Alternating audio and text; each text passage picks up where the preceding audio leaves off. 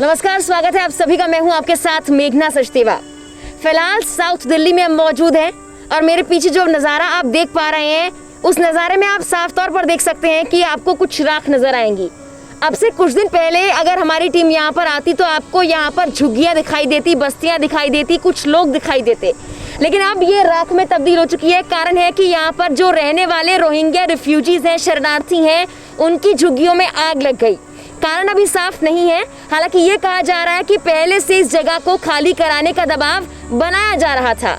आज हम यहाँ पर ये जानने के लिए पहुँचे हैं कि जो शरणार्थी यहाँ पर रह रहे थे, अब बेघर होने के बाद उनके हालात कैसे हैं, क्या सरकार की तरफ से उनके लिए कोई व्यवस्था की गई है, और आखिर यहाँ पर जो आग लगी उसका कारण ये शरणार्थी क्या मानते हैं। आइए चलते हैं।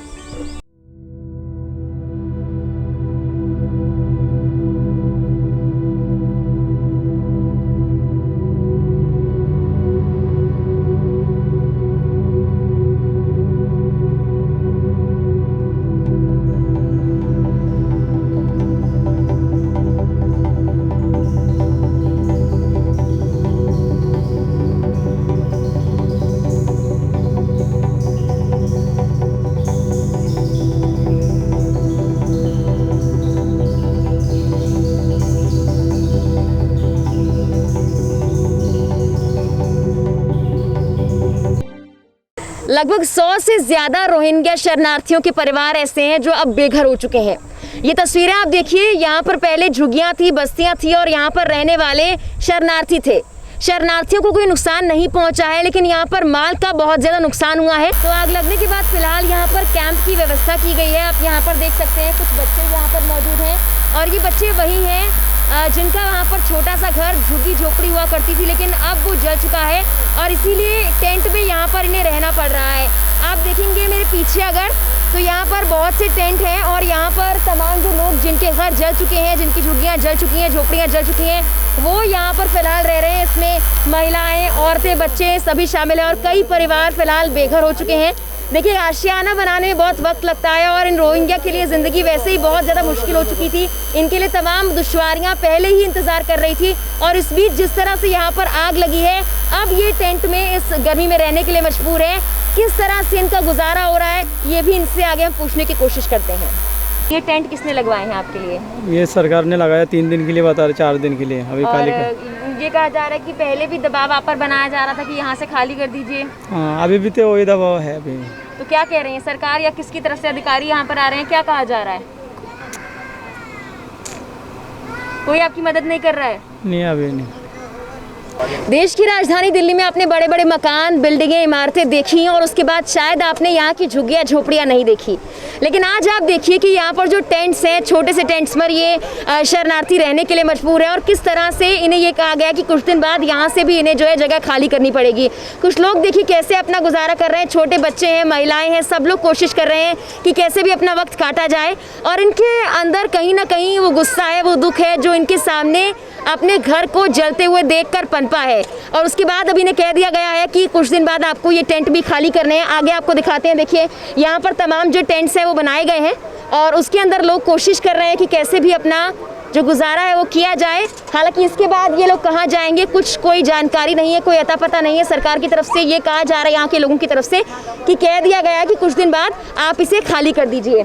ये पीछे तक आप देख सकते हैं कि टेंट है, इसके आसपास भी कुछ टेंट बनाए गए हैं और 100 से ज़्यादा ऐसे परिवार हैं जो फिलहाल बेघर हो चुके हैं, जिनके पास रहने के लिए कोई जगह नहीं है और ऐसे में अब इन्हें इस सड़ी धूप और गर्मी में इन टेंट्स में ही अपना गुजारा करना पड़ रहा है। यहाँ पर जो लोग मौजूद हैं उनसे जानने की कोशिश करते हैं कि आखिर उस दिन यहाँ पर क्या हुआ और कैसे हुआ। भैया, आप यहाँ मौजूद थे, क्या हुआ, कैसे हुआ, क्या लगता है किसी ने किया है, साजिश है या फिर कुछ और? नहीं मैम, एक्चुअली ऐसा है, हम लोग यहाँ पे जब से रह रहे हैं, यहाँ पहले इससे पहले 2012 में हम यहाँ पे रह रहे थे इस प्लॉट पे। जब यहाँ से 2018 में आग लगी थी, हम जाके उस काम पे बचे। वहाँ पे हमें डीएम सर ने और सरकार ने, पुलिस वाले ने, हमारा मदनपुर खातर कंचनगुंज जैतपुर जो थाना पड़ता है, वहाँ से पुलिस वाले एसएसओ साहब ने और डीएम साहब ने हमें वहाँ पे बिठाया था। 3 साल के बाद हम वहाँ पे रह रहे हैं, अभी 3 साल हो गए तकरीबन। अब 2021 में जो है हमें कल परसों नरसों रात को 12:30 बजे अचानक से आग लग गया। हमने अपनी आंखों से देखा नहीं, ना किसी को हमने भागते हुए देखा, ना किसी को लगाते हुए देखा। हम किसी को इंजाम नहीं लगा सकते हैं। अगर अपनी आंखों से हम देखते, अगर किसी को पकड़ लेते तो अलग बात है। अब हम बिना वजह किसी को दोषी नहीं ठहरा सकते हम। फिर हम अपनी जान बचा के सब निकल गए, कोई इधर रोड पे चला गया, कोई पीछे की तरफ चला गया, जहाँ जहाँ खुले एरिया था वहाँ भाग गया अपनी बीवी बच्चों को जान बचा के। उसके बाद अपना गुजारा कैसे कर रहे हैं? सरकार की तरफ से क्या मदद आपको दी जा रही है? सरकार की तरफ से कोई मदद नहीं है अभी। सरकार की तरफ से जिस तरह भी टेंट लगाया गया हमें, और पुलिस वाले यहाँ पे पहरादारी कर रहे हैं, यहाँ पे हम लोग अभी सेफ हैं इस टाइम पे, और राशन पानी के लिए कोई ऐसे हेल्प नहीं मिला सरकार की तरफ से। तो अभी इस टाइम पे अभी हम लोग रह रहे हैं, जो भी मदद कर रहे हैं पब्लिक की तरफ से हमें मदद मिल रहा है। दिल्ली में हो चाहे कहीं से भी हो, पूरा इंडिया के लोग हमें मदद कर रहे हैं, हर कोने कोने से आके हमें देख रहे हैं लोग। अभी ये कहा जा रहा है ये टेंट्स जो बनाए गए हैं 3 दिन में, आपको कहा जा रहा है कि खाली कर रहे हैं? नहीं मैम, एक्चुअली यहाँ पे हमें बिठाया गया 3-4 दिन के लिए बोल के बिठाया गया। कोई ये नहीं पता कि 3-4 दिन के बाद हटना पड़ेगा, ये भी हमें नहीं पता है, हटाएंगे कि ये भी नहीं पता है। अब 4 दिन के बाद ही पता चलेगा कि क्या होने वाला है। प्रशासन की तरफ से कोई मदद हो या फिर ना हो, यहाँ पर जो आसपास के रहने वाले लोग हैं वो मदद की कुछ कोशिश ज़रूर कर रहे हैं, और इसीलिए यहाँ पर ये हेल्प डेस्क बनाई गई है। कुछ लोग अभी हमें मिले भी थे, उन्होंने बताया कि हम यहाँ पर कपड़े डोनेट करने के लिए आए हैं, क्योंकि जो यहाँ पर रहने वाले लोग थे उनकी झुग्गी झोपड़ियों में जितना भी सामान था वो जल गया, उन्हें वो सामान निकालने का वक्त तक नहीं मिला था। आग इतनी भयंकर थी, देर रात थी, सब लोग नींद में सोए हुए थे और नींद में उन्हें पता भी नहीं लगा कि कब आग ने विकराल रूप ले लिया। तो यह हेल्प डेस्क के जरिए कोशिश की जा रही है कि यहाँ पर लोगों की मदद की जाए। सर, किस तरह से यहाँ लोगों की मदद की जा रही है और क्या आपका पर्पज़ है? हमारा ये पर्पज़ है, हम यहाँ पिछले जब से आग लगी है जब से यहीं हम यहाँ पे हैं, हमारी पूरी टीम हम सोसाइटी फॉर ब्राइट फ्यूचर की तरफ से हैं, और यहाँ देखा जा सकता है कि यहाँ लोग परेशान हैं, गर्मी का हाल है, और यहाँ खाना हर चीज़ से हम लोग मदद हो रही है हमारे एनजीओ की तरफ से जहाँ तक की जा रही है। अब हमने यहाँ पे एक सर ने हमें बोला है, टारगेट दिया है कि यहाँ पे देखना है कि किस लोगों को किस चीज़ की ज़्यादा से ज़्यादा ज़रूरत है। तो अब यहाँ देखा जा रहा है कि यहाँ बर्तन और इन सब चीज़ों की ज़रूरत है, बाकी सब चीज़ आ रही है, और सारे भाई यहाँ पे आके अपनी तरफ से मदद कर रहे हैं, तकसीम कर रहे हैं जितना हो रहा है। अब हमारी टीम, हमारी एनजीओ की टीम आने वाली है थोड़ी देर में, यहाँ राशन के साथ साथ यहाँ पे बर्तन वगैरह भी डिस्ट्रीब्यूट किए जाएंगे। हमारे साथ आम आदमी पार्टी से विधायक अमानतुल्लाह खान मौजूद है यहाँ पर, और रोहिंग्या के लिए किस तरह से आवाज़ बुलंद कर रहे हैं ये हमने अभी देखा।